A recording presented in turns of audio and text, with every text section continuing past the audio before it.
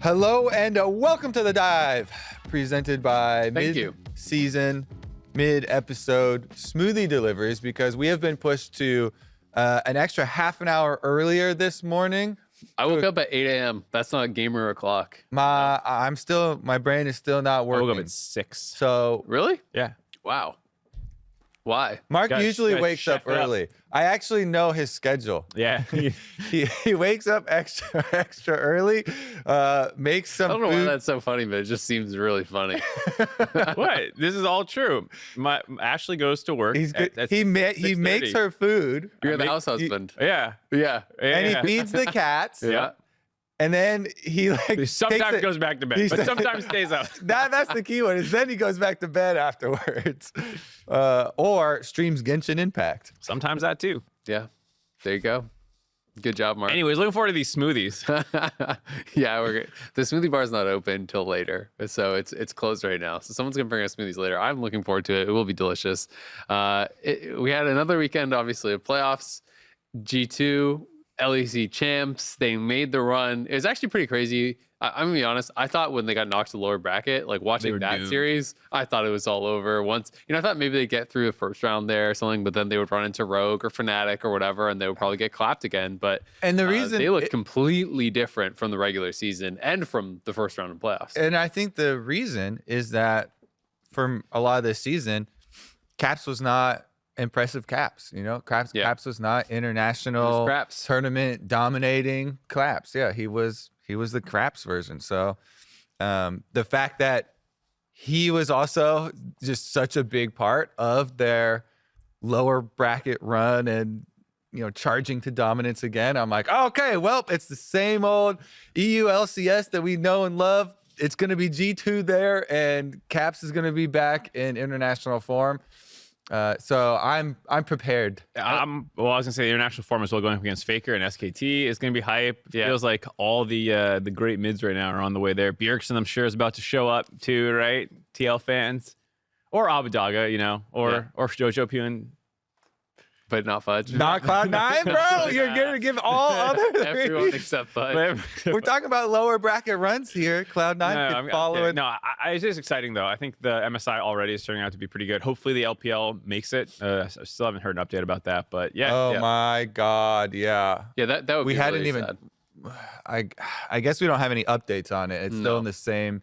It's still in the same kind of. The one Do and Be video that came out. But yeah, I mean, there's obviously a lot going on with COVID in China and the lockdowns and everything. I mean, the COVID in Korea is the problem. Well. It's not even the COVID in China that is as big of an issue, but Korea has one of the biggest, outbreaks currently of COVID. And so, yeah, it's the process of flying back and all the quarantines and stuff. But yeah, we have no updated info on that. It's just like, oh shoot. Yeah, well, hopefully they'll get there. They'll be able to, I mean, to be fair, I think Riot has done a really good job being able to solve a lot of these issues and find a solution that works for at least the majority of teams. Obviously, Vietnam kind of got the short end of the stick a number of times because they had pretty strict kind of COVID protocols, so they weren't able to come to a couple events, but largely all the other teams have been able to, so hoping that continues. But yeah, I mean, Caps was incredible. The other thing I was going to say was, like, I think Flakked played really, really well as well. And having tuned into them, like, I didn't watch every single G2 game during the regular season, but I watched a lot of G2 games during the regular season, and I wasn't super impressed by Flakked and their bot lane in general. So I thought that they had really stepped up in playoffs as well, and went up against some kind of bigger name bot lanes, some heavy hitters, and actually showed that they can, kind of equal or even surpass a lot of those teams. Yeah, I know when I was casually paying attention, a lot of people were like, well, Flakked and Targamas, though, hey, he's the one carrying that lane. I'm sure, Flacked's going to get the boot and they're going to, make an upgrade. And then they'll make a run in summer. And it's like, wait, they did the run in spring. Yeah. Because that felt like the narrative that I was hearing as a casual fan from Reddit and Twitter and stuff. So it was cool to see them step up. Yeah, absolutely. And it was funny. Carlos, of course, is like memeing everyone who was, wonder after they beat them the first time, was like tweeting like, G2 just not looking that good. Like maybe their players aren't as good as last year, like with the wrecking crew and stuff. Yeah. So he's retweeting all those people and stuff. So it's funny, nice for Flakked to get a bit of vindication. And I'm excited to see G2 because they have always been they have been the team that has been most associated with like international success for Europe, and have been like such an exciting team for them for the last couple of years. So it would have been sad if they really just like fell off very quickly. This year, if they got knocked out really early, I think a lot of people would have been bummed. So. Yeah, especially because you don't want to beat your rivals when they're looking like doo-doo. You want to beat them when they're looking in peak form. Yeah. And if Team Liquid wants to get their revenge on G2, there's going to be a good chance at that for MSI, baby. Yep, there you go. All right, there's a discussion on Reddit about basically what does the coach do. I think a lot of this is really just spawning from a lot of co-streamers and content creators and everything are hyper focused on itemization, on rune choices. That's just such a big topic if you ever watch any co-streams. And I think that kind of spawned this thread of like, hey, like what the hell do coaches actually do? If players are messing up all these things, like what are coaches doing? Why don't the players pick the right champions? Why don't they pick the right runes? And Sheepy had a pretty like thoughtful comment. It was a very long response where he kind of goes into it and gives some of his kind of thoughts on it all, which was pretty interesting. Yeah, it's a long post. I've read most of it now. Yeah. As a former coach myself, it's one of those things where like coaching touches everything, but it also is not like often the individual reason for anything. Like, yeah, we help with drafts, but like if your player on stage is like, I don't want that, like you instantly get into like rock and a hard place where you're like, okay, well either I force my player to pick this and then they're not happy and they're freaking out in game, or I give them what they're comfortable with, but it might not be optimal for the draft. And like those are situations that it's like the coach controls the draft, why didn't he just pick what he wanted, kind of thing. And I always feel like the player's built wrong. Why didn't you tell them to build the right thing? It's like, well, because they were at a weird itemization breakpoint and Rift Herald was spawning in a minute and they had to be there right now and they just panicked and bought something. Like the real reasons that a lot of these mistakes and things happen is like humans is the answer, not guy in a black room with all day to calculate this exact situation and come up with the right answer, and like that's often why things go wrong. Yeah, I mean, there's also an issue with everything being lumped into the same bucket here.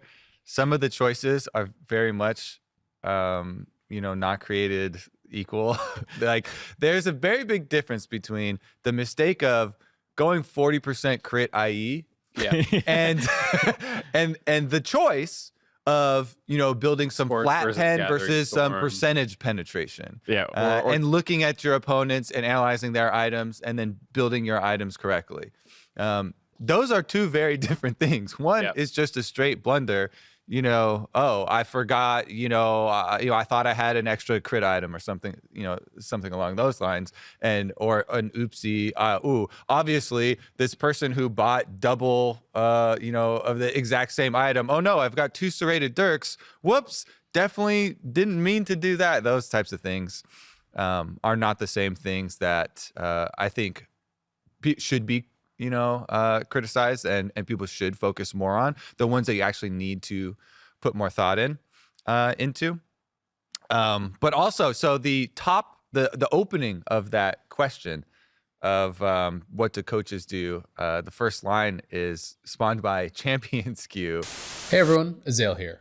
In the next section, we chat about Champions Queue. This was recorded before the Champions Queue update article dropped hours later, so unfortunately, it's a little outdated. But we appreciated the discussion, and we've decided to keep it in the episode. Expect a more in-depth look on the updates to Champions Queue next time. Thanks, and enjoy the rest of the episode. Which is actually the main part of it that I did kind of latch onto and agree with, because there has been this ongoing conversation of Champs Queue. We've touched on it several times in many episodes on the dive. But I think the next step for it is for Riot and Champs Queue owners to have conversations with all of the teams and team staff about how they're going to structure and or mandate Champions Queue play for the teams, because it is a system, as we've talked about before, there's an all or nothing system. If some of the players don't play, then the queue times for the other ones get worse and worse and worse. And then it's no longer feasible for them, or like the streamers like Double Left, who has a very big pull to play. And so then you lose a lot of those other pieces. It is a very, very, I think, and I know you guys agree, important thing for North America as a whole, both for improving the players and for improving their brands for streaming. And so I think the next step is to go top down and get the buy-in from the people who are paying the players' salaries to really make it work and have everyone play at the same time. Plus, there are improvements coming. Talking with the Champs Queue people, of course, MMR system, a real one, is being built. Improvements to the bot are being built.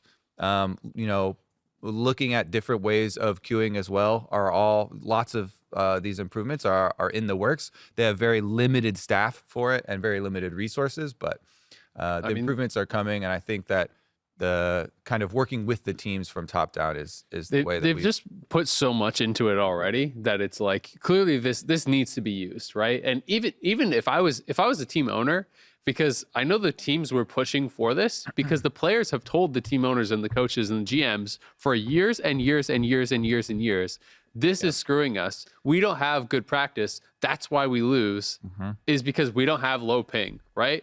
And so it's not just Riot that like gets like bamboozled by this if it's not being used. Actually, the team owners and the people that are pushing to have it from the org side, right? So they should be pissed too. And I'm kind of pissed. I'm like, it's like, I didn't really think that ping was the reason for a lot of this stuff. I think it's more of an excuse, to be honest. I think it does help to have lower ping practice. I don't think it is the major reason for, like not having international success. It is a factor. It is a factor, but I think it's one of the smaller factors, to be honest.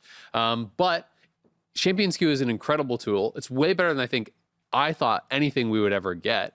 And I do think it's incredibly valuable to have higher level practice. I think that's more of a key, that it's a group of like really, really good players, and it's more akin to scrims and pro games than solo queue. So to me, that is the biggest valuable part of it.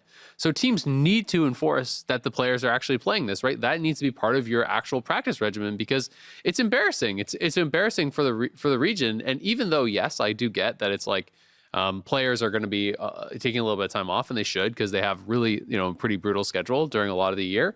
And so I think that maybe is part of it, is that playoffs just ended and some of the teams are kind of taking a bit of time off. But it looks so bad for the region, right? Like, even just from the fan perspective, it feels really bad to see like, hey, like these guys have said this is the reason that they're doing poorly for years and years and years. And now they have this tool. And what happened? It's like dead. And I think there's also a lot of extreme reaction right now, and I think it is actually not that complicated to fix, and everyone is being overly outraged because it feels bad. It feels really bad. I feel frustrated when I see that. Let me finish. It is very frustrating, but people are not trying to solve the problem. People are just jumping to, fuck you, you're so lazy, screw you, I hate all this. Like, more of that does not help. And that's why I'm saying it is actually a pretty straightforward path to solving this issue, and starting with the structure of the teams that are paying the salaries of the players. That's all it really takes, is buy-in from all of the teams to work in concert to work on the schedule. Okay, if you have problems with the schedule and you're going to need some vacation time, that is acceptable. Everyone coordinate, get the schedule honed down to what we need it to be, and have this be the clear opening hours and closing hours and open days and closing days, and these are the vacation days. That's how you structure jobs. And these are like very lucrative jobs here that have super high value. That's really all that needs to be done now. The queue time issue is solved by that if we have all of the teams coordinated together, getting all of the players to queue at the same times. The problem is when pieces are uncoordinated and they start to fall away. So I understand all this. I'm not saying it's a complex problem to solve. If the teams mandate it and they play, the problems are solved. I just think it's frustrating that's even a problem to begin with, because it speaks to a lack of motivation from some of the players, and that I think is what has people feeling frustrated, and that does feel frustrating to me too, who wants to see our succeed. I just want to have people be more in the mindset of problem solving than bitching about it. Yeah. I'm going to complain about it. I just think it's easy to solve. So what I was going to say is, on the point about taking vacation time, why? Immortals and Dig and all these teams knocked out. You're not going to Worlds probably. You're going to take 4 months off again at the end of the year. You don't need more vacation time right now. I understand a week off right now after you get knocked out, or a week or two, but get back on the horse. You guys are you need to improve. You get knocked out of playoffs. MSI is going to be around the corner now. You're going to be off for 2 months. And then if you don't go far in summer playoffs, you're done again in August. And then you're done until January. Yep. You don't work that much. It's 18 weeks if you're not a playoff team. Yeah. Is your work here. Well, plus prep time. Yeah. And even if you get into playoffs in summer, because 8 teams make it, you get knocked out a little bit in. It's still in the same amount of time off. So I don't really have that much sympathy for the teams that are oh, well, we got knocked out, so we stopped playing. I'm like, why? To this point about ambition and stuff like that. And I know I'm strongly reacting to the, overwhelming complaints. And I understand, especially where fans are coming from, because that's your only outlet for fans, right? Yeah.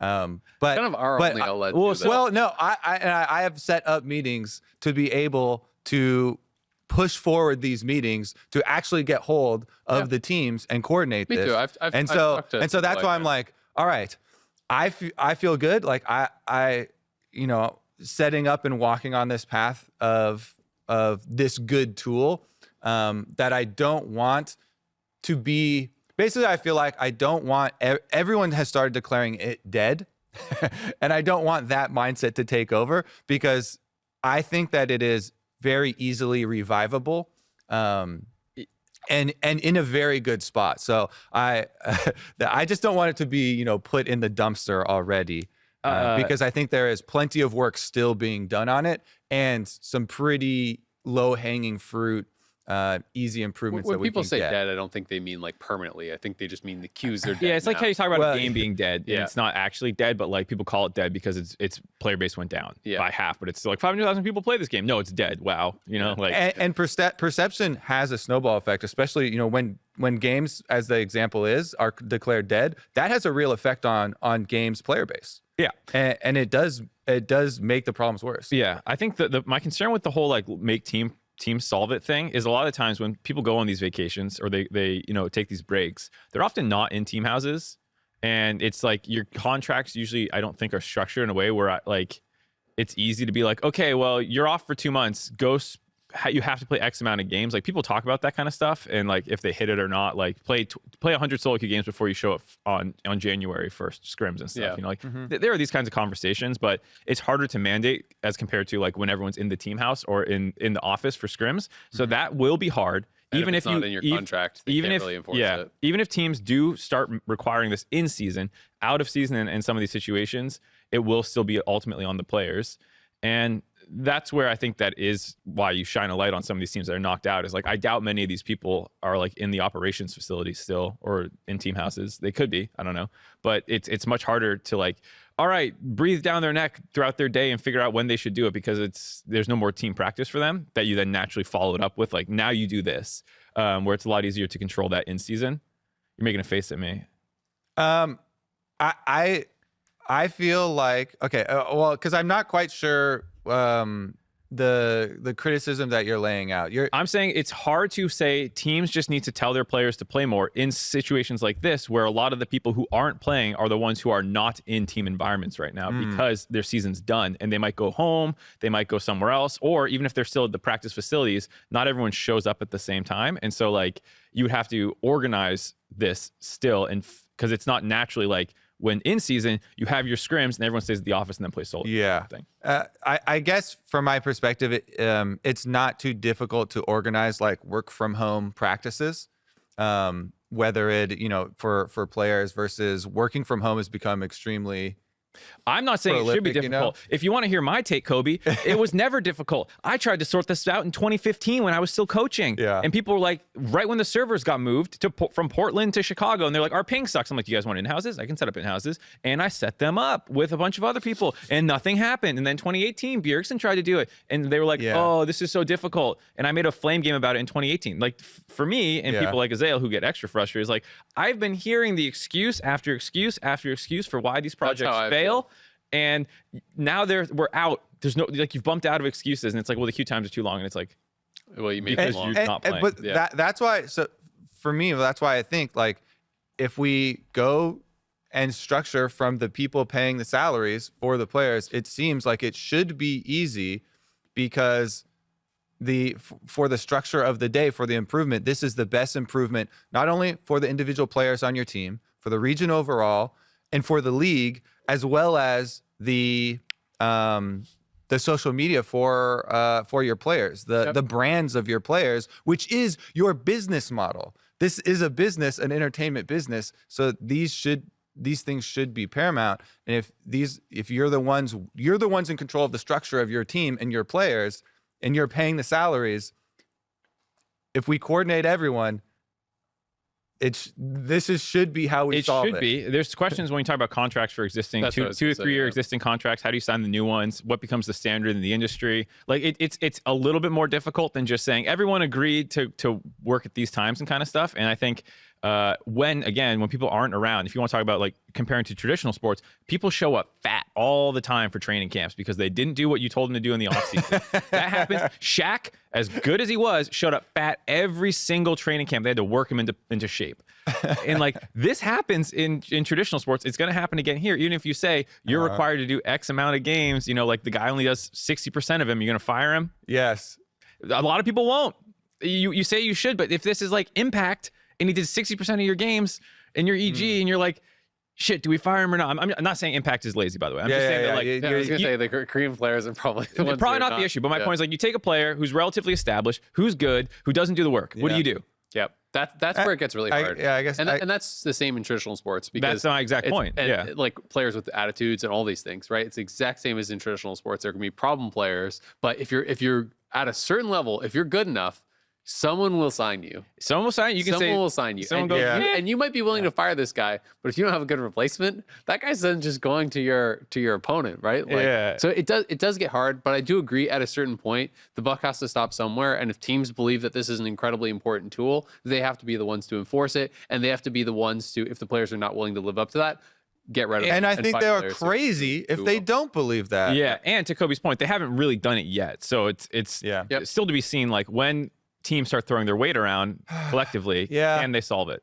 All right. Maybe the solution is just always just be ragey about it and keep complaining about it, because squeaky wheel gets the grease, Kobe. Because I mean, as annoying as it is, the nail that stands up gets hammered down. As annoying as it is to keep on seeing the same stuff and hearing the same stuff, I mean, it is valid. So, Yep. Well, hopefully we'll have some good news coming. But in concert with working on the improvements is my main thing. And to bring this full circle back to, like, the coaches discussion, I hope some of this has illustrated why it's sometimes not as easy. Is just tell them to do the thing. And I think the sheepy comments about, like, coaches do a lot of stuff. You often don't have the ability to just, like, brute force, like, wring everyone's, like, arm behind their back for not doing what you think is right. And it's a lot about management of personality and stuff that coaching really gets into. I wanted to cut off two of the main excuses that I hear from the players too. One is that you should and be encouraged to play off meta stuff in Champs Queue that you think is really good, especially if you're just trying to win.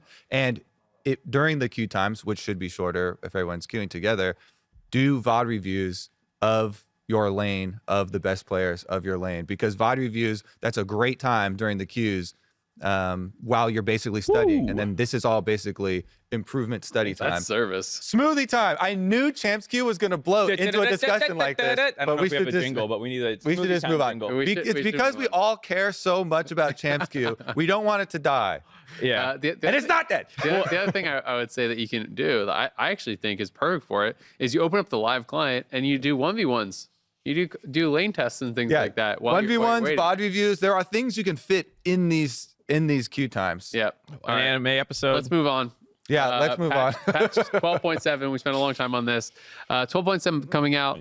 Some pretty big changes for a few key champions in this one. My eyes immediately went to Wukong. I think that the Wukong buffs I'm crazy. spamming Wukong Jungle. I think that this champion is instantly like S tier jungler. Like it's gonna get. It's a mistake. they buffed him in too many ways. It's a mistake. They buffed him in way too many ways. So sometimes I always am like debating when we talk about our patch things, like if it's not even coming out yet, there's some things that I want to abuse, Azael. How big of a megaphone do we want to blast everyone? Wukong is hella busted. He's gonna get hot fixed. Get your elo like in. I have played Jungle Wukong, and so has Jat. You can ask Jat. We have played it for like 5 years, off and on, and it is finally going to be, as you're saying, S tier off of this. You can jump walls. They're increasing. It's They could clear. have just done like one of these things though. It would have been good. Like if you just gave them the W so you can jump walls, people would be like, ooh, Wukong Jungle, let's try that out. But they reduced the Q cooldown, which is also reduced flat by auto. So it's actually really significant, the 1 second off. They made it so you can W over walls. So like your ganking paths are way better. And then cooldown when you put points in it went down too. Yep. And then 30% more bonus magic damage on monsters. So the E damage for actually clearing is pretty significantly increased. So E and Q, clear speed increase. W, big bonuses as far as like your ganking pass, right? You can go over the Dragon Wall, the Baron Pit. You can do, jumping over the Raptor's wall to gank from behind. Like there's all these new paths that just makes them so much stronger early. Everything about this at like level 6 is just a nightmare for laners. And these champions always get smashed into the ground with these like, I stealth up the lane, you don't see me, and then I E-ult you, and then you try and flash away, and I flash alt follow again for the double knockup. And it's like, this is just going to be such a POS jungler, like chain ganking at 6 and just killing everyone.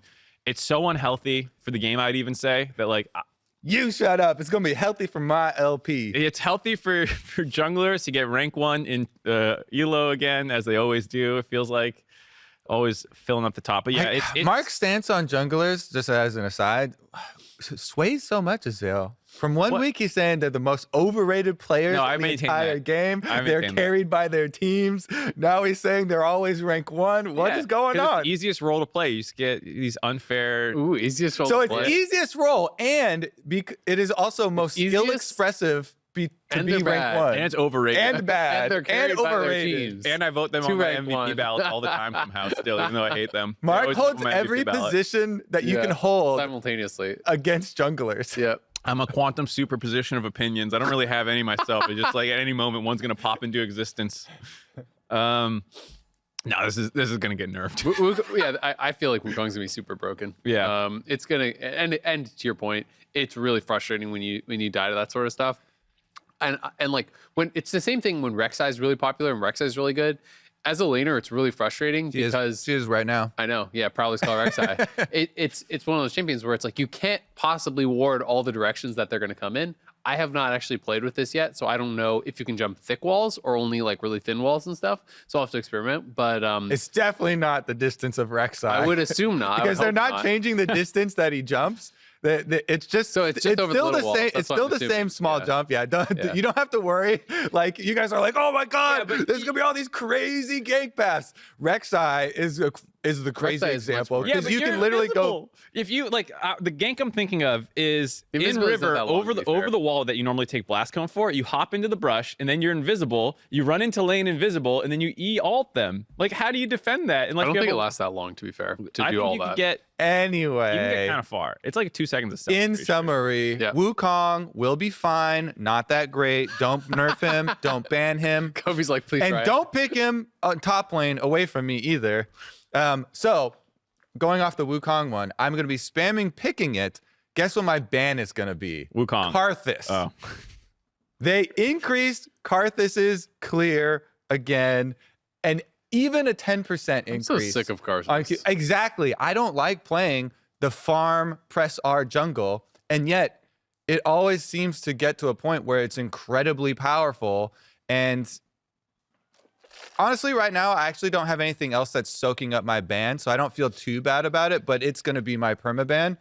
until I inevitably am like, damn it, all right, I'm gonna join them, and then I play some Karthus. Or it's I never have any fun. Like the idea of Karthus jungle appeals to me about like farming fast and then like pressing R and obliterating people.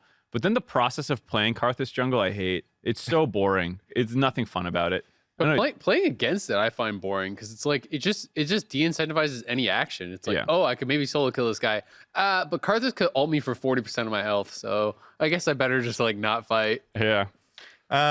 Yeah, I mean, so picking assassins are good against him. Whenever I do, go against it, an assassin and killing him early, so then you can snowball and you can build a hex drinker. To me, has been. I actually have a pretty good win rate, especially like Kha'Zix, where you can just jump back out and you don't worry about much of the other stuff. But the fact that Hex Drinker, Mom Mortius are in a really good spot right now should probably mean that I'm not complaining as much. But I don't it's not fun to play against. I don't like him, so I'm still gonna permaban him. If you do get in a situation where you're playing against it, though, you should pick, in my opinion, an AD assassin jungler, kill him early, snowball, get your Hex Drinker and your Ma, and you'll be fine. Speaking of champions no one likes playing against, Zeri on the nerf table again, technically. I feel good now. After this one, I think it's fine. My problem with it, though, is 8th straight patch. It's like every patch, not only is she getting nerfed, it's a wall of text that looks like a goddamn rework because like Riot was like, the designers are like, we're going to put a lot of levers on a unit so we can control their power level. And it's like, sure, but then as a player, you need to account for having 50 different levers on a champ. And I'm like, what did you change? This is the short version of the changes that they put at the top, Base AD growth and armor decrease, health growth increase, cube base damage decrease, AD ratio increase, now applies crit, blah, blah, blah. It goes on. That was one line. There's 4 more lines of that. Just ripping through her changes. And it's like, what was this champ when you made it? Yeah. How'd you put this much crap on her? Yeah. It's insane when I read these notes. It's just whoosh, and I'm like, oh, they just all this again. They clearly gave her way too much agency, right? Like I felt like that was obvious from the very beginning, and even talking to some people like who had tested the champion, they felt like that. It's just like if this champion was played well on release, your opponents don't really have any answer, right? And I think it's gone so far that direction that now they're trying very hard to push it to like you have to build standard ADC items or you do way less damage. I've already made multiple changes prior to this to try to actually push it that way. I think that's basically what they're trying to do, right? They're trying to say you have to build Gale Force or Shield Bow or Kraken Slayer or you're not going to do anything, right? That's what they're trying to force, so that it feels like there's some risk for Zeri, like going through like walls and going all crazy, right? Because there's not as much risk because she has like 3,000 HP because she builds Titanic, Black Cleaver, all this sort of stuff. Yep. I mean, I don't have anything else to say on Zeri. I had been waiting for another round of nerfs and I got it. So I'm happy. If you don't have, this is one of the few times where I won't rant about it. I got this Kobe seal of approval on my rant. Nice thing. Yeah, it's fine. So I was also one of the other ones that was drawing my eye. Pantheon. I always really enjoyed Pantheon, and he hasn't been in pro meta for a while. So I was hoping when I saw his name on the changes list that he would. I would also be able to jungle him again because he was an early ganking jungle option. The buffs that ended up actually coming through, I think, are just going to be enough to bring him back to like support and maybe solo lane, but are not specifically super helpful for jungling. So I'm not unhappy because I'll just spam Wukong anyway. The fact they're all and fast, we'll probably, nice. we may see some Pantheon popping up in support or solo lanes. So we still get the fun of it. Plus, the thing about increasing like move ranges speed and skill expression with the length of the jab for your Q instead of the width, I think are cool changes and ways to buff champions. Like you're not slower when you go for some play and then you put up your immunity shield. Like it better allows you to actually get your directional immunity in the correct direction, and can be some cool plays. Plus the further changes on Rengar. Okay, this was one that we ranted about on the last time that we talked about a patch, which is a long time ago when they first made the adjustments to Rengar, the IE one-shotting your tower. Which we termed as adjustments in a very positive direction. I'm now he's getting him to be now much he's again stronger. getting adjustments in the other direction, correcting for those. And so last time around, I was evangelizing the Essence Reaver Rush Q spam. You can literally 2-shot towers, Rengar style, and they are heavily targeting that with these changes, which I think is very good, because you got to the point where even if whether it was jungle or top lane, Rengar would I'm sad. annihilate towers. With Q being able to crit towers, it was just insane. I'm sad that it hasn't shown up in pro play. I hope we see it before 12.7 hits and like the power gets taken out of it a little bit. I was really hoping like Whippo or the guy that's name is Pride Stalker after this champion, we would get to see. The nice thing is we're still on 12.6 for the rest of the playoffs, so there's a chance it'll show up throughout the rest, but I think it's unlikely. Yeah. It feels like the meta's slowing down for pro. Like we're seeing more stuff. The last one to complain on for pro, Gangplank. Yeah, it feels pretty minor to me, to be honest. I mean, there's like your W costs a little bit less mana, and then late game your Trial by Fire passive does more damage. Yeah, it was more egregious. They had one on a Q buff in there. Yeah, and I believe the Q buff was taken out from PBE until this release. So that's where most of the extra power was. Yeah. It was also just, I think, I didn't know this. Apparently people were talking about it on Twitter or whatnot, but like for me, it's also just like, he's already fine. It's like, exactly. like why? That's why. And like, the Q buff was the biggest one to me. Yeah. Like he was getting more damage on his Q. And I was like, what? He's literally getting played right now. And I'm watching him barrel chain one-shot backliners. That's how I feel. I'm like, he's fine. Like he's not OP. You can pick him at the right times and he's good. And that's why I'm like, why are they trying to make him OP again? Stop it. So I think that in this case, community outrage was justified, and it should be updated to what the buffs that are actually going to live are. Because lots of times, PBE, obviously there are lots of changes before it hits live. And maybe to our earlier point of complaining, as much as annoying as it is to hear, same things over and over, that actually does get changed. So I might change my stance on it. I think over the course of this podcast, Kobe's joined the Doomers. Join the Doomers. I've actually just changed stages. I'm now in the acceptance stage, Azael. So that's good. I accept. I'm perpetually in the anger stage. Me too. That's just where I stay. In this case, though, for Gangplank, this should be the acceptance stage. This is when you give a small round of applause. Where you're still the complaints I saw were actually for these changes. But I think it was more to do, honestly, with the patch note itself. People were basically just kind of like memeing the fact that it said, "Oh, Gangplank isn't very strong" or whatever patch note was. But he's fine. The only other one that I was going to touch on was Ryze. Is kind of interesting. Like they're clearly trying to push tank Ryze a little bit away because they reduced the Q scaling off of mana and they increased the AP ratio. So they're trying to say, hey, build some more AP. And then Winter's Approach also got nerfed. Has 50 less health. It costs 100 more gold. So like they're trying to push away from that, I think, a little bit. I'm not sure if this is going to be enough to actually fully do it or not. And Ryze is always one of those weird ones because like Ryze is perpetually awful in solo queue, but just like perma-picked in pro play. So it's always kind of strange. It's like this champion had a 44% win rate on 12.6 in solo queue. It's objectively just like one of the worst champions in the game as far as like solo queue, but it's so good in pro and people always want to play it in pro. And it's also just like this toxic build, right? Like I wish they would just kill Tank Ryze dead, like to delete it from the game and then buff the champion so that it can actually be decent in like, a real AP build. I mean, that's the funny thing though about Ryze when you're talking about this. So I feel like you just grab a dice, you shake it up at the start of the year. You're like, what kind of Ryze are we going to get? Is it AP Ryze? Is it AD Ryze? Is it Mana Ryze? What are we getting? Not AD, Tank Ryze. But, like AD? What is this? But like you always, every season, like Ryze has a different BS build. It's always BS. And you're just picking between one of the three every time. And you're like, what did the random rider want this time, for the year? A couple of things here though.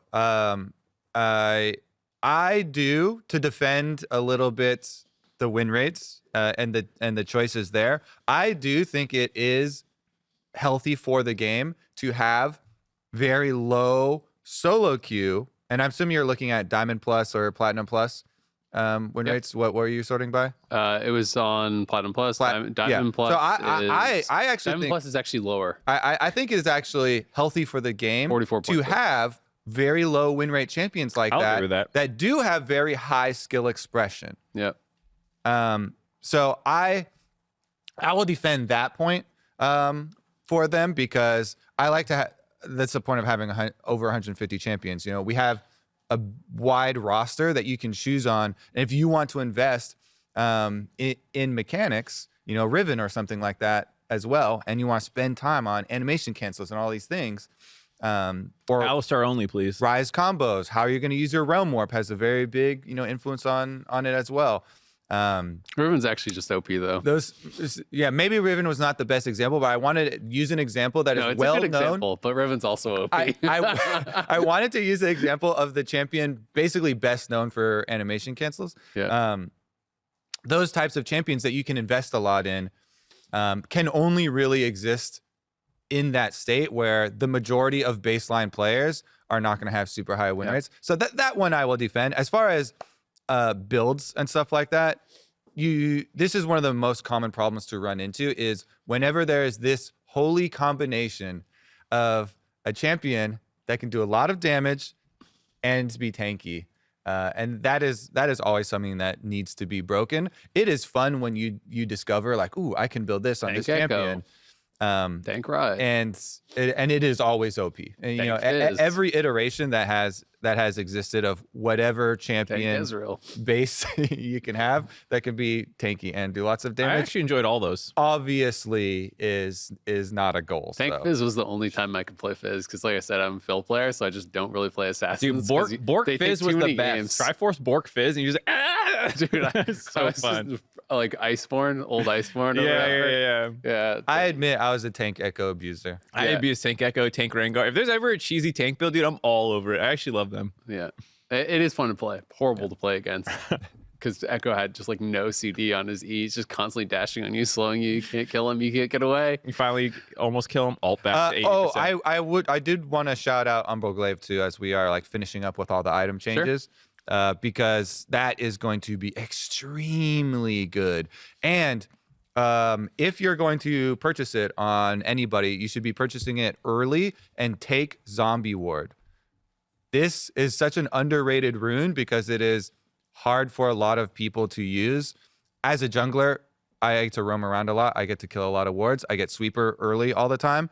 But if you also have Umbral Glaive, you can instantly kill these wards, and you're going to be popping up zombie wards, and the cooldown on the active now is even lower. And you can also take Ingenious Hunter and make the internal active even lower. Here's the real tech too. You start talking about vision score more in all chat. Yeah.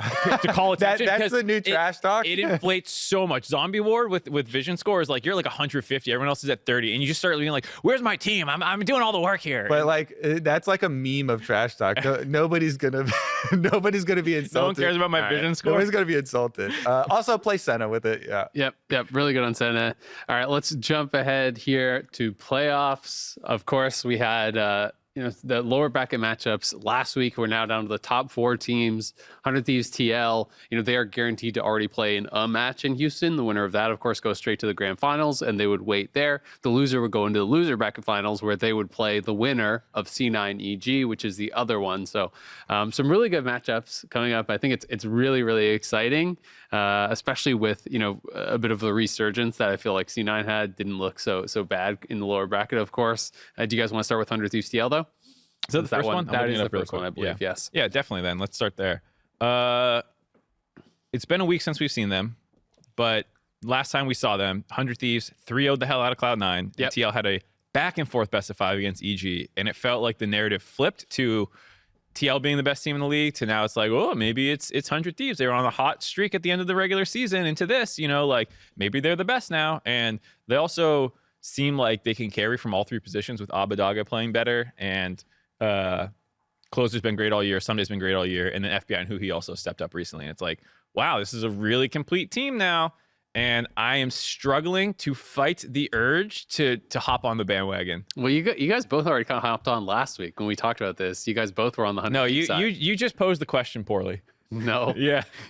You said This was sending them right now. You were laying a criticism that I thought was unfair to 100 Thieves. No, it was just a Twitter question that was asking who would you take? Who would you take right now? Yeah, and I said that was before they had 12 days to fix their problems. If you're taking them right now, I am saying will stick by 100 Thieves. By the way, I haven't decided yet. You guys can sway me. Even if he's jumping ship, the jury's still out. You guys, prosecutor and defense. I have no problem with the take because I actually think it's a really close series. I just think it's funny if you're just like, oh yeah, who knows? It's hard to say. But like last week, you're on the 100 Thieves side. Yeah. But it's gonna be really, really exciting. I do think it's actually incredibly close. I still think I am a bit on the TL side, and I know Kobe's a bit on the 100 Thieves side. But it does seem like a really close matchup, and I am interested to see like what will have changed from these teams, given that they actually had a week off, right? So they've actually had 2 full weeks to practice since they last played on stage. So they may come out with a very different set of strategies or different champion priorities than what we had seen from them last time. Since they were on stage. Blippo had an interview about this with Nick Gracie, talking about like he thinks top lane meta is basically going to evolve from like, all right, everyone's putting attention on top lane essentially to it goes to then everyone's just going to play tank versus tank, and then no one puts any attention on it and it just becomes kind of like a farm lane and the game slows down. We have seen more and more move toward tanks. Summit got beat by tanks. Guess what? Lo and behold, he played. Then Ornn the next week he played good answer in a tanks, the GP. Broken Blade, a lot of people were obviously referencing G2 on their run was using tanks. So more and more teams are kind of moving to that. So like that's a shift I think a lot of people are expecting, but it'll be really exciting to see like the evolution of these teams and what they've kind of come to the conclusion of. Is it time for week 3 installment of Kobe's Illaoi talk into tanks? I won't do my talk. I'll just say that talk about doing your talk. I'll just say the next evolution. I'll message both sides to be fair. Yeah. I'll message both Reapered as well. Some days not playing that. You might get Blippo on. You might be able to like reel him in, but some days not biting on that. I'll message both sides to advise them to the powers of Illaoi tank busting into melee heavy compositions, and maybe we will actually be vindicated. Nope, we won't.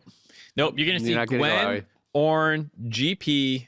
GP for sure is going to become a big answer. Gnar, maybe. I mean, you're naming things that we've already seen. That's what I'm saying. This is what's going to happen. You're going to see these 5-6 champs that are all going to be playing weak side.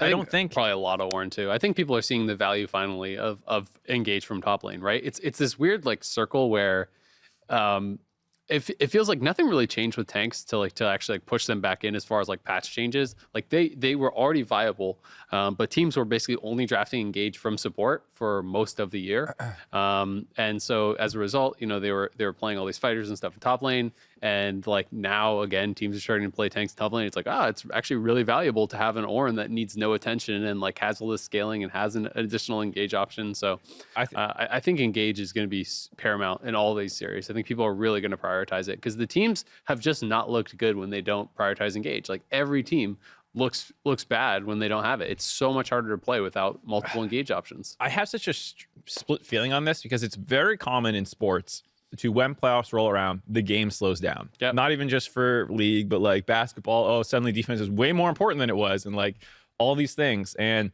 that's how it feels to me, where it's like, wow, having like a really hard scaling top laner who just does everything our comp wants, like that makes it a lot easier to play the game. And like these are tense moments, and like these are hard opponents. So let's just take this. Let's just play Ornn and farm.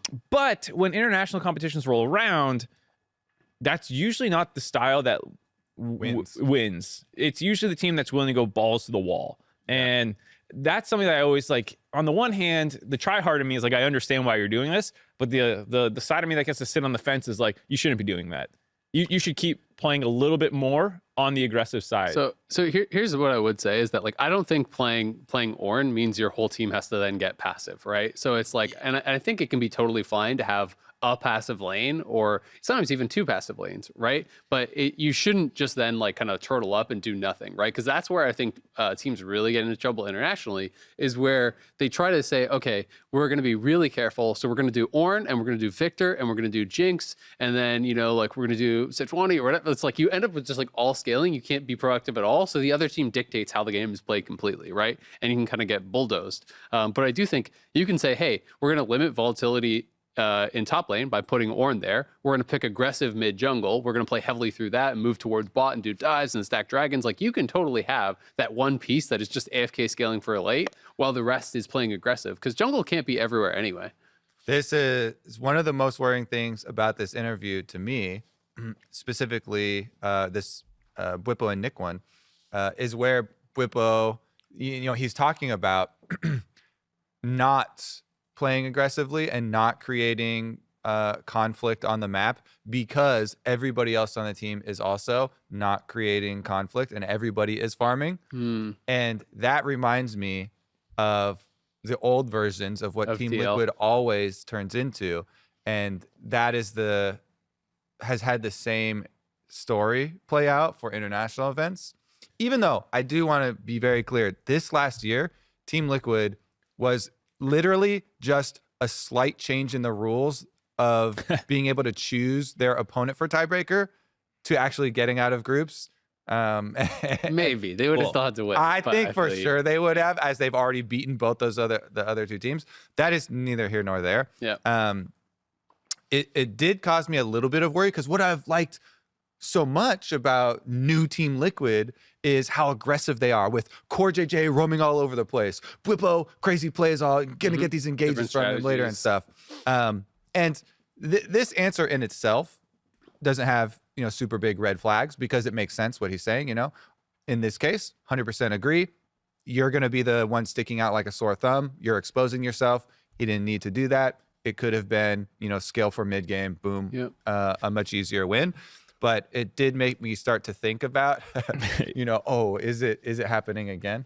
And the thing I'd throw in there is what Azael said about, like, just because you start playing scaling top doesn't mean like your whole team has to become potatoes. Because I don't feel like in either their previous series, TL or 100 Thieves played that way. Even though they were playing the Ornn to neutralize Summit, FBI sometimes is playing this Lucian Nami lane, and they're trying to make action happen. Closer was actually chain ganking top. Yeah, with the tank. Yeah. So it doesn't mean you have to play that way, but my concern is that it just keeps slowing down. Like you get this like molasses effect, where once you start slowing down, you're like, I don't have the ability to power through anymore. We'll just go even more scaling, and that's what happened in the lower bracket, which we'll get into a little bit with those matchups. But I just hope it doesn't turn to that in the top lane, because then or in the top half of the bracket. And I think 100 Thieves, to their credit, won't do that. I think Closer's too proactive of a player to want to just like do nothing. Pick me Trundle, man. Screw it. We'll just farm. Yeah. I just can't see that happening. Same with Huhi and them. So that is something I'm excited to see how they attack each other, because both teams were very flexible. There have been periods in 100 Thieves history, though, where it has happened, where the whole team, not including Closer, has opted for those, like, I don't know what term we want to call, but molasses farm lanes, basically. And then he is still like, oh, he's still on a Lee Sin or a Jarvan or something. But then you can't do anything. And you're looking around at all the lanes, and like none of the lanes have setup. Nobody has push. Yeah. But can you just imagine that combined with this TL draft from Game 5 against EG? Jinx, TK, Veigar, Sion. You're just like, I'll see you guys in 50 minutes. I can imagine it, because we've seen it tons in League of Legends. I don't want it. But I don't want it either. But it is, I think, like, you kind of nailed it, where sometimes it becomes the knock-on effect, where it's like, even though you don't have to, okay, well, if top is tank versus tank, well, you need someone to actually get through the tanks, which is then high DPS champions scaling, right? So teams can sometimes go too far down that route, where it's like, all right, well, they drafted Jinx. Okay, well, we need something to match the Jinx late game, so we're going to draft Felios. Well, now they have as much scaling as us, so let's go Victor. Okay, well, I'm going to Orianna. It can kind of become that. I'm hoping that it's not going to be like fully slowing down. I do think we're going to see tanks, but hopefully it's not like the only thing we're seeing, and hopefully we are going to still get some of those aggressive early looks, because I do think the 100 Thieves especially looked incredible in their series, and it's just hard to know. It's like 100 Thieves looked better, but I felt like they played against a worse performance, right? Like they played against C9, who looked really poor in that series. So I'm just kind of serious to see like how these guys match up, because I think that still, out of all the games we've seen, Closer has had the most impressive performance in playoffs thus far, right? Like he just was so on fire. And if he's playing at that level, like that's how they won a championship last year, right? Was Closer was just smurfing on everyone. It felt like every single freaking game in playoffs, whether it was Viego or Lee, he was running people over. Same thing in finals. And if he's playing to that level, like 100 Thieves could just win again after like most of the year thinking that they were just going to be like a distant third. Glad to see you come over to my side. I also would like to shout out that Abadaga has been playing a lot better. So I think the mid lane jungle combination, which is so big for early options for, you know, roaming either side of the map, going for invades, all of these things is actually kind of peaking right now for 100 Thieves. Because Closer hasn't had that strong like partner for a lot of the season to be able to go for some of the plays that you want to set up as jungle and try and actually push some of the advantages. So I'm very, very curious. To me, it seems kind of weird, but actually from the 100 Thieves perspective, because I mean, we'll do predictions later, but I'm pretty sure you know where me and Azael are, and Mark just wants us to do his job for him, and he'll decide later. From the 100 Thieves side, I actually think I might be most worried about bottom lane, which feels weird to say, as 100 Thieves have so often throughout the history been a bottom side focused team. But this split this year, who have been the best players? It has been Someday and Closer, top side of the map. So I think this is going to be a real test to see if they are actually peaking at the right time. And all sides Han's core of the map are going to be there, because is super hype because this is potentially this is possibly our craziest this is bottom lane our matchup that we have in the entire league. Our best laning duo for all last year, you know, versus like the new people that came in. Everyone's immediately like, well, you guys are good last year, but it's CoreJJ on Sama. So I think it's really cool to have a best of series where you can kind of, you know, talk your shit and then prove whether you're better than them or not. And I think that's really exciting. Another thing that was really funny, like casting the TLEG series from 2 weeks ago now, obviously last time TL played, was, you know, people, I always love the in-game banter and the lobby banter before the game launches. And just some people on EG were just like, oh yeah, like playoff Bjerg, I thought it was all meme, but it's real. And, you know, and so just like he was having some really good games, right? Yeah. And that is what he has been known for his whole career, is a lot of times when TSM made finals, people didn't really think they necessarily had business making finals, right? Like they had some runs coming from low seeding in playoffs, like 6th place to finals and things like this. A lot of it was Bjergsen just went beast mode and just willed his team there. The last championship TSM won in 2020 summer was basically Bjerg carrying the corpses of like his teammates across the finish line. Him and Spica were like the two that were like playing well. Yeah. You know, Doublelift was okay, but it wasn't like the dominant Doublelift we had seen in the years past or anything like that, you know? So it was like, it was one of those runs where you're like, wow, he really, that was a weird year. So playoff Bjerg is big. I feel like Santorin has had a bit of a mental block for us. I don't know, mental block, but like Closer's gotten the best of him in all the big games recently. And so I'm hoping Santorin's going to need to step up to bounce back. Otherwise, I think I might land on the 100 Thief side. Talked a lot more about them this time, so that must mean that they're better. Yeah, I mean, it is really interesting, right? Like there's also like Bwipo, I would always talk about like as an like a kind of an X factor for TL because he has such a deep champion pool, right? And that's like, I hope that it's not just tank versus tank, because A, it's less interesting, and B, I do think that stifles some of like the kind of beauty of what Bwipo brings as a player, because he's so willing to play these matchups that no one else is willing to play, just because he's Illaoi. Exactly, Illaoi. This is gonna be it.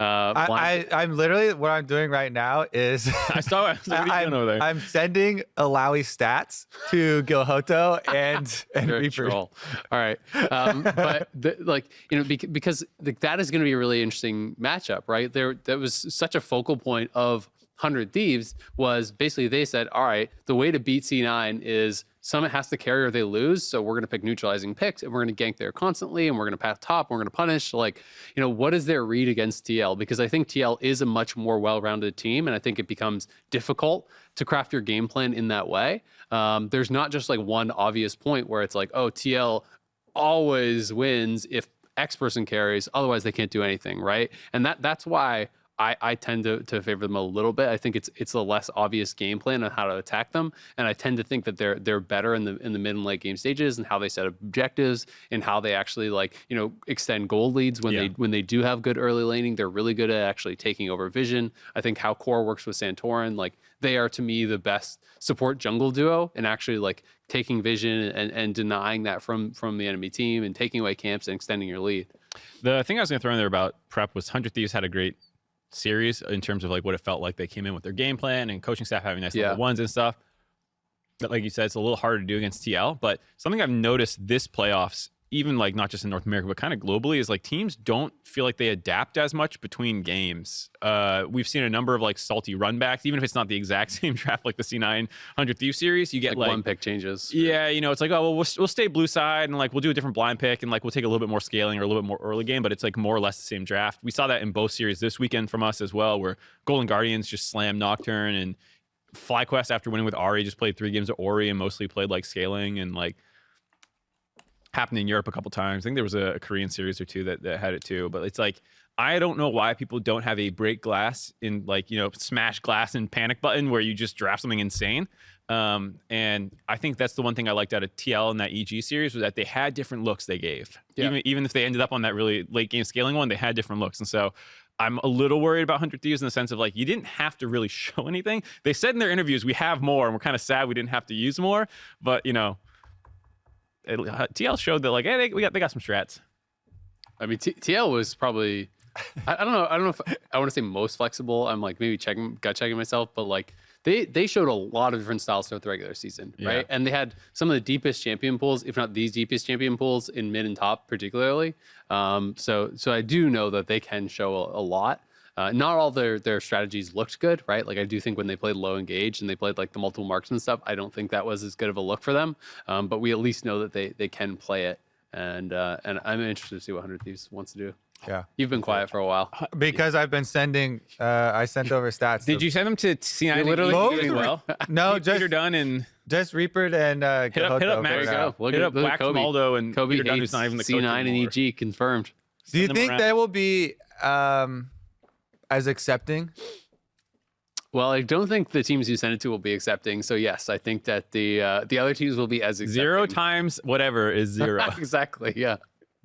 Considering that I think no one will pick Illaoi, I think that all the teams will be equally accepting. Hey, you guys have no faith. Even if they don't pick it on stage, ask them on Sunday or Saturday if they scrimmed it at all, and then that's still a dub in your book. That is actually a huge dub. If you can get them to scrim it, it's a dub. If you get them to pick it one game in scrims, I'll give you a cookie. Like went 0-14, never played it again. That's a dub. Kobe showed them. Check that box. 100 Thieves. I guarantee you will not go 0-14. 3-1, 3-2, 3-1, 3-2. I feel lame just saying 3-2, but actually it does feel really close. I think I could see a way in which this series actually is just a slam one way or the other. So like I wouldn't be shocked if one team has a better read and then dominates because of that. Because I think skill wise they're actually pretty similar. But I do give a slight edge to TL, so I guess I'll just say 3-2. But like I wouldn't be surprised if it's more one-sided score wise. If you know TL has like a good read in champions, or if 100 Thieves has a better read on how to draft. Miniature tangent, but Jat predicted Golden Guardians 3-2. Yeah. But we were talking about how like sometimes predictions are more of a vote of confidence than they are like how the actual series score you're predicting. It's like if C9 was mental boomed, they probably actually get 3-0'd by Golden Guardians. Yeah. But you don't think it's that likely. So and he was partly doing it because there was like all C9 on the desk, and he was like, yeah, well 3-2 Golden Guardians, you know, and it's like. Yeah. This is a series where I actually think it would go 5 though, because it does feel like they've both shown different strategies and they're both flexible teams and they can try different tricks to get advantages. So I will say 3-2, 100 Thieves. Yeah, and I mean maybe it's going to be me kind of trolling with the TL prediction, but it feels really close. I do just have have confidence in the fact that I think TL is more flexible, and I do think they have a stronger mid and late game. Whether or not that's going to be like what decides it, like I don't know. Maybe it won't be super, even in the early stages, because I can for sure see.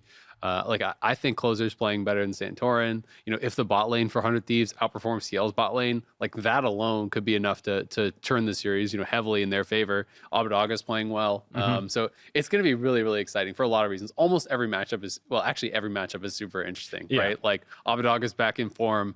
If Bjergsen is playoffs Bjergsen, like, is he going to be able to smack Abadaga? Is Abadaga going to be, showing the old guy what's up? I think it's really, really fun. Yeah, it'll be a lot of fun. Other series this weekend, C9 EG elimination match, and the final spot for Houston on the line.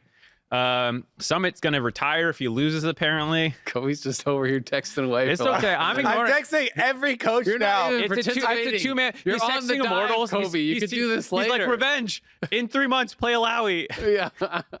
Please, someone. You challenged me, said I'm fine. Let Kobe go. He's like a little wind up the other coaches over their direction. So I'm gonna message the other coaches. What do you think about Summit retiring if he loses? Also, I already know what you guys are gonna say. What am I gonna say? What about Summit retiring? I think it just speaks to his attitude, right? Yeah, it's not like an actual thing. Yeah, he's not gonna retire. He's going to win. Is the mentality? That'd be the real shocker if he just retires. So it doesn't even come back. I actually last night I was watching another of these documentaries.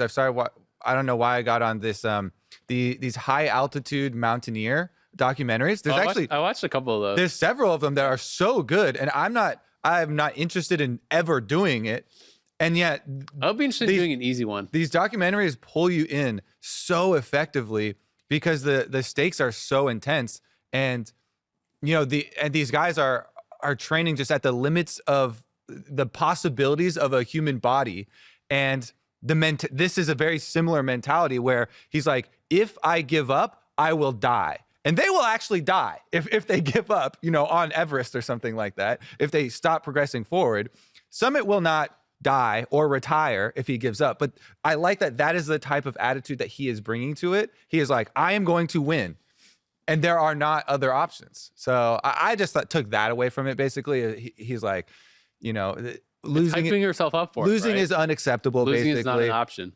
I do think they still need to play a bit more respectfully to gank timers, vision, tracking opponents.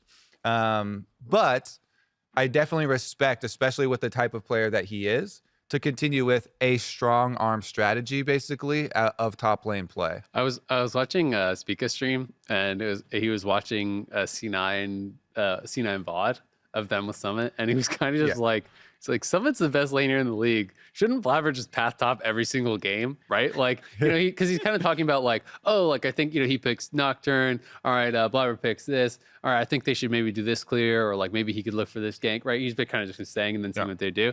But he's kind of just like, if you have Summit, shouldn't you just always path top, right? Like, basically, just so he can play like that, because it's like he is the best laner in the league, right? And to get a dominant lead, you must play aggressive. Andre has answered already, by the way. He said, appreciate it, Kobe. 2 exclamation points.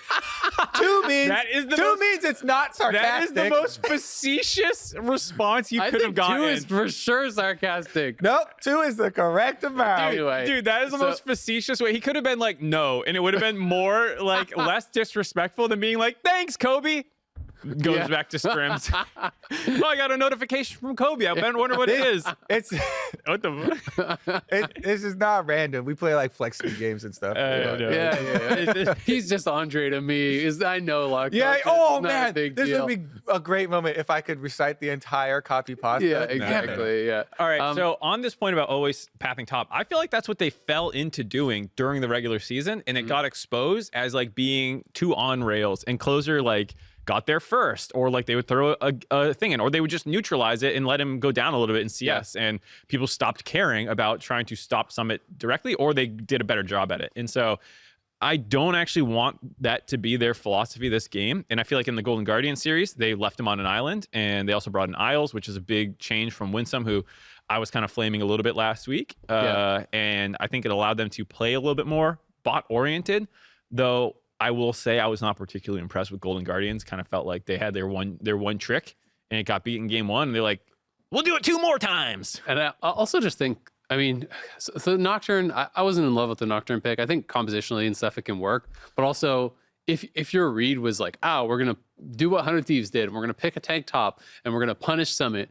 Well, you didn't just punish him as 100 Thieves by picking a tank. You punished him by picking a tank and then having closer on like Lee Sin and stuff. You're just pathing up there and ganking him early constantly, right? Yeah. And what they actually did was they just kind of left the GP on an island where he's just absolutely clapping Licorice. Like, what was it the first game that he played the GP where he had Licorice to like 20% HP just like instantaneously, right? Game like 1 or game 3, you played it twice. He created big CS advantages. He was trading so aggressive. Like every single time he had trial by fire passive, he's just running at him. And he's about to swing that sword, right? Like he was just scrapping constantly. But Nocturne is not the champion that can really punish that, right? Like so that was kind of the problem I think there. From the C9 side though, I was really happy with the evolution of their draft. Like, I don't think that you necessarily always want to play to a Summit because I do think that's predictable. And I don't think this was like a serious comment from Spica. It was just kind of joking. But I like that they show that they can play him just more on weak side. Like the Orin game was, I think, actually really good. Showed that they're willing to play tanks. I think GP is a good answer. Gnar or Jace were banned every single game. But if he can just like pick a tank himself or pick GP into a tank, like those are both great matchups. And I think that the GP also facilitates them playing towards bot really well because you have the cross side, cross map ultimates. The Caitlyn Lux that they did, I think was okay. I don't think that they like really got executed to the highest level. But this series was just not about C9's bot lane at all. Like I felt like Berserker spent the whole series dead, right? Because every single game, Nocturne, go! Nocturne's ulting him, everyone's diving him, and they would kill him, but they would lose the fight because Fudge was running over everybody. Fudge Smurf. Fudge had such a good series. He was incredible in all 3 games, and they basically just ignored him to their detriment. It seemed like, the game plan from Golden Guardians was like, all right, Berserker is how they win team fights. We'll ban out these lane dominant things from Summit, so he's not going to do that much. We're going to neutralize him, and then we're just going to kill Berserker in every team fight. And Cloud9 will collapse, right? Because Berserker was how they were almost winning their games against 100 Thieves and that sort of thing. And they did kill him constantly, but it was like they spent every resource to kill him, and Fudge is just killing your whole team. Yeah. Whether it was LeBlanc or the Victor, Fudge was amazing, I thought. It was the best games we've seen from him in mid. That's why you bring 2 carries instead of just 1, baby. If one dies, you got a great backup. What do you bring no carries and then they can't kill anyone? Oh, shit. I've seen team comps like that. Very rarely. Yeah. For a reason, too. Yeah, very rarely. Yeah. I do remember, I don't remember how many years ago, though, there was a meta where bruiser itemization was crazy, and we ended up with the game with literally 0 carries because the bottom lane was like, and it was a pro game. Talking about picture of a goose with Leona Jarvan bot lane. That might have been the one. That's a super long time ago. I even remember one from an international event, though. But anyways, there have been stages. We have had stages where that is not only viable, but actually strong. Yeah, I mean, so on the point about Fudge smurfing, I was happy to see it because that was one of the like gauntlets thrown down. Was like, okay, guys, if Summit's not going to carry you through lane dominance, how are you guys going to win games? And it was like, well, here's another option. But I also still felt like a lot of that criticism was not about can you beat a Golden Guardians without Summit carrying you, because I think there's enough talent on this team to make that happen. It's can you beat the other top 3 teams or top 4 teams that you're a part of? Can you beat EG, TL, and C9? 100 Thieves was always the question. And so that was a good like opening salvo to be like, look, watch out, guys, we're doing better. But it's like, okay, but what happens when a Blaze Olive isn't inting a little bit? Because he had a rough series. Mm-hmm. We talked about the draft already, not being like that good at the game plan anyways. Even if they tried to copy it, the blueprint wasn't really followed. So I still want to see more, and I'm especially excited to see it against EG's bot lane, who was a bit under talked about this year, I think, for how good they actually ended up being, to the point that when I was doing my all pro voting, I snuck this one in there. No one even tweeted me about it. I actually put Danny above Berserker. People, I would thought I was going to get called out on that, but I didn't. I don't think he's like that hot of a I don't take. think that's, Well, because when Danny, everyone agrees is really good in team fighting, and his laning was actually much better this year. You're not as hot as you year. think you are, Mark. Has Dang. anyone ever told you that? Well, because all the time, but in this instance, because when the LCS bot lane tier list happened, you know, some people were putting Berserker #1. And like, I understand that from a skill perspective, but from an in-game on stage, what he showed. Yeah, he wasn't doing that much in the early games in a the lot early of the time. games, Yeah. And I think big part of that was Winsome, but like, that's why I'm excited for this matchup now that he has Isles, and Vulcan and Danny were really good all split long actually. And so like, I want to be proven right. I want Danny to go out there and kind of slap him around a little bit in lane phase and throw down the gauntlet and let them do this like weak side top stuff now. It'll be interesting. So were you more on the side of like, oh, C9 didn't really prove anything because they beat Golden Guardians? Because I saw a lot of that on my timeline as well. Of like, I actually was more on the side of like, hey, like I think individually there were some really good performances from Cloud9, and they showed that they actually did practice some new things for top lane, so they have some real answers to what is probably going to be banned against them throughout all of playoffs, like probably never going to get to play Nara Jace again. So I actually did think it felt like a big step forward for Cloud9, even though, yeah, Golden Guardians is a weaker team than the other 3 teams that they have to beat. It still felt like, yeah, you check some boxes here, and yes, they got 3-0'd by 100 Thieves earlier, but even in that, there was some close games, right? Like there was some close games in that series. So to me, it felt like, hey, if Summit has these different answers, that series could look different as well. It's kind of like how I looked at it. Not that I necessarily favor them above the top teams, but I felt like it was a big step forward for Cloud9. That was okay. I felt like they could have taken their drafts from the 100 Thieves series and thrown them at Golden Guardians and still like 3-0, 3-1 that series. Yeah. Honestly. Based off what I saw out of Golden Guardians, which is why like yeah. I wasn't super convinced. Like it's not like it was bad. I was like very happy to see Fudge do that well, but yeah. Yeah. To me, basically that series was okay, it proved what I basically thought at the time, which was that everybody is currently super overreacting to the downfall of Cloud9. Yeah. And that is true, but also didn't show me any like, oh my God, they had a revelation of how to play this last weekend of practice or anything like that. People were just being so negative about them after. Yeah. And that's all that I wanted was to be like, stop it. Yeah. there's a couple people that needed a quick stop it. And I feel like that was the newspapers. Exactly. I feel like that's what that series delivered. You know, it's quick and little. Like they're not that bad. Like no, even if they're having issues. Yeah. So what about the EG series then? I mean, they went against FlyQuest. That was a closer series, but obviously you could also say that I think FlyQuest maybe put up more of a fight than Golden Guardians was able to. Yeah. That was my takeaway from it was, when I watched the Golden Guardian series, I was like, ooh, interesting plan. What do you do from here? And it was like, you know, meh. But for FlyQuest, they had the scaling in game 1. They couldn't quite round the corner. Then they took a better early game. There was like a crazy back and forth. Game 2, it was crazy. And then game 3 and game 4 were kind of a dud after that. And I was a little disappointed. But I still think they showed more of a fight. So I don't think just because the EG dropped a game that like they're worse than C9 or anything. I was actually really hyped for the EG series. I firmly believe they easily could have won that. FlyQuest? Wait, the TL are we not talking about the TL series? We're talking about the EG versus FlyQuest. Oh, yeah, never mind. But I mean, you can you hype EG how you want. Yeah. Talk about EG. You hype them how you want. Talk about EGTL. I was just wanted to clarify because that's what it was sounding like. You were saying FlyQuest could beat them, so I was like, you're hyped for the EG series? No, I said EG could have won that series. Okay, yeah. Against you guys are going further back. Yeah. No, more recent. Are the I mean the FlyQuest series? Yeah, that one I didn't take much away from, honestly. I didn't have a strong feeling either way on that one. I felt like they just took scaling because they're like, we're a better team, we can beat you this way. Yeah. But when they were not favored in the TL series, they had a lot of like curveballs they were throwing with their level 1s and like this crazy draft with like 4 range champions, you know, like I felt like EG has game plans very specific to their opponents, and that's what I saw in this one, kind of where I was like, yeah, you can just take scaling and beat EG, I guess. Would you be concerned then if this is just their new take on the meta, and this is just what they're going to bring, is like they're going to bring their FlyQuest drafts? No, that was my point. I think they tailor their drafts heavily. No, I know. I'm saying, but if their read is to go scaling versus C9, like, would you be concerned about that? Like, do you think they have to take those swings with draft? Is basically my question, to actually be able to beat the higher tier teams. Yeah, I think yes, and so I would say the scenario that you're proposing is not going to be what they take. If it was, I would be concerned.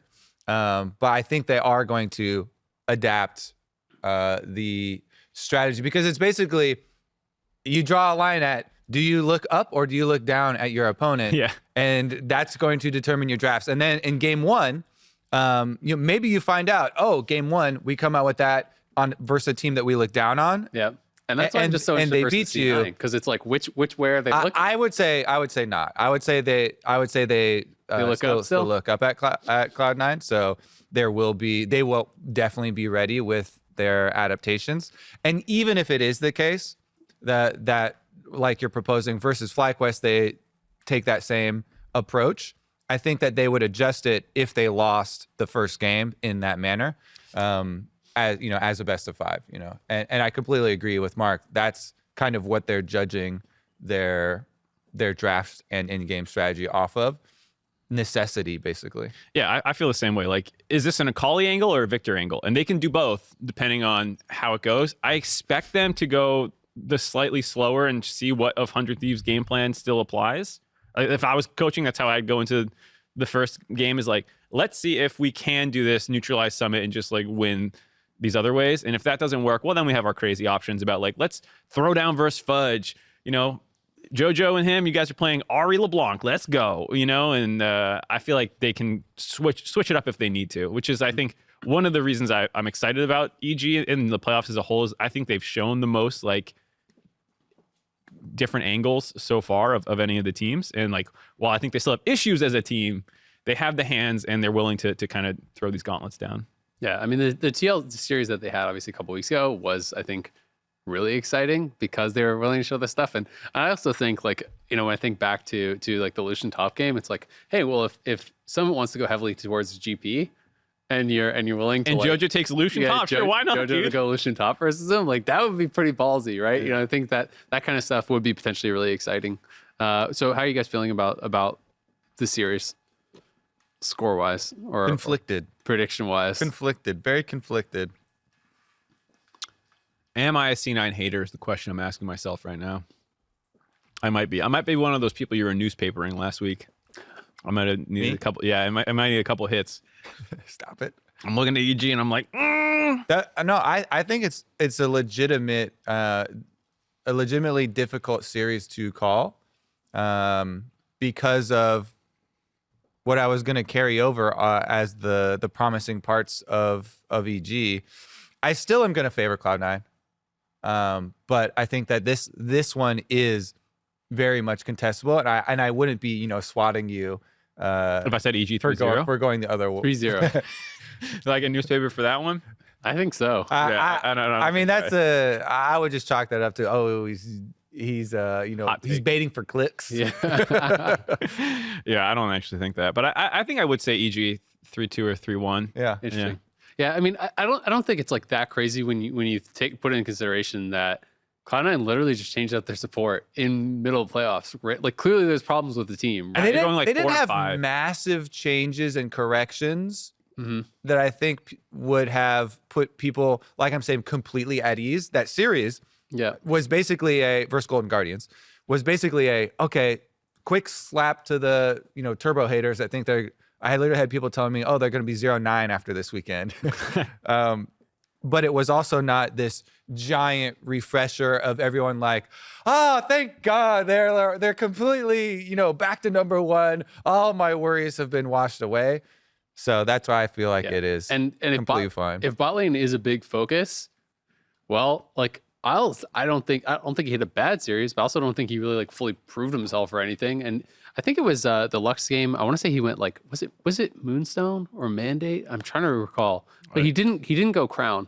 He didn't go the defensive option, which is kind of the standard option, and then he just like chain died. But I'm gonna look it up and actually see like what exactly it was. Yeah. I actually think Oz played pretty well. I thought it was fine. I thought it was an upgrade. I think it was a positive move. So me too. I actually cite that as a bonus for the team, not a negative. Me too. But my point is that he still like I thought like in the Lux game in particular got picked on quite a lot. I thought like he was getting punished pretty heavily. It was Mandate, in fact, not Crown.